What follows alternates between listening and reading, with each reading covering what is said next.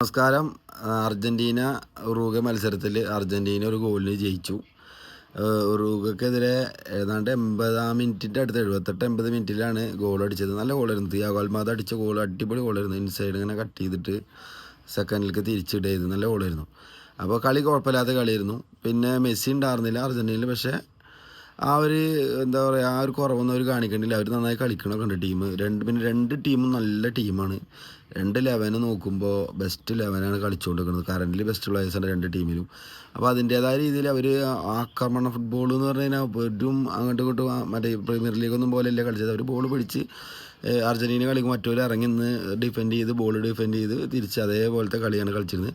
പക്ഷേ goal കീപ്പർമാർക്ക് Argentina കുറച്ചധികം chance കൂടുതൽ കിട്ടി. പക്ഷെ അവർ റൂട്ട് കയറി അർജൻറ്റീന, കാരണം മെസ്സി ഇല്ലെങ്കിലും മെസ്സി ആക്കി കൊടുത്ത വഴിയിൽ അവർ തിരിച്ച് കയറി നന്നായി കളിച്ചവർ ഒരു ഗോൾ ജയിച്ചു. ലോകകപ്പ് യോഗ്യതയുടെ അടുത്തെത്തി നിൽക്കുകയാണ്. ഇപ്പോൾ അടുത്ത കളി ബ്രസീലിനെതിരുള്ള കളിയിൽ അതിൻ്റെ റിസൾട്ട് അനുസരിച്ചാണ് ഇനി മറ്റേ ലോകകപ്പ് യോഗ്യത നേടുക. അത് ജയിച്ച് കഴിഞ്ഞാൽ ലോകകപ്പ് നേടുന്നതും. ബുധനാഴ്ച രാവിലെ 5:30 മണിക്കാണ് ബ്രസീലും അർജൻറ്റീന മത്സരം. അത് തവിട്ടുപൊട്ടി മത്സരക്കാരം. രണ്ട് ടീമും വാശിയാവും.